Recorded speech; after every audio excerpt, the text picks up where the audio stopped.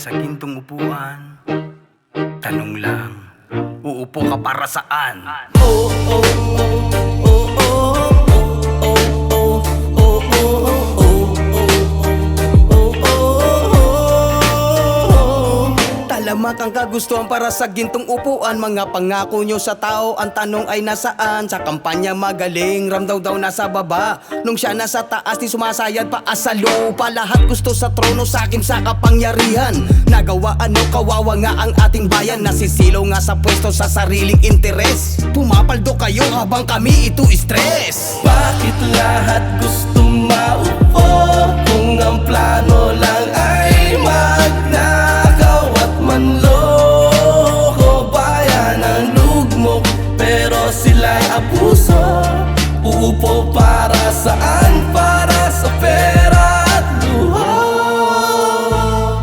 Ang podo ng ating gobyerno saan na nga napunta? Mga proyekto nakaplano pero produkto saan na ba? Kumakamal lang sa lapi, sobra na naisubi. Pag nasilip na ang budget sa kamara parang api. Di ba ayuda sa mahirap kumakatong bago abot? Pero pagtaas ng sahod hindi ka makasagot. Ayaw mong tinatanong, puro di pwede. Milyon-bilyon na pera pero sa amin walang pake. Bakit lahat gusto maupo kung ang plano lang ay magnakaw at manloko? Bayan ang lugmok pero sila'y abuso.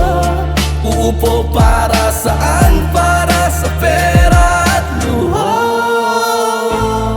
Kung tunay kang lingkod, di mo kailangang sumigaw. Di mo kailangang mamigay para lang ikaw ang malang. Kasi serbisyo ang sugatan, hindi poster sa daan, hindi drama sa entablado, kundi gawa sa bayan. Gusto nyo lang ng posisyon para maging proteksyon. Sama-sama matuturing kanila na koneksyon. Pero ang tunay na leader ay di takot sa tanong. Di ginagawang negosyo ang sakit at gutom.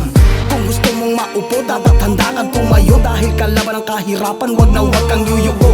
Ang tunay na panalo at saka tamang laro. Di mambola sumumpa ka, Pilipino ka at idilig sa iyong lupang sinilangan ang iyong dugo.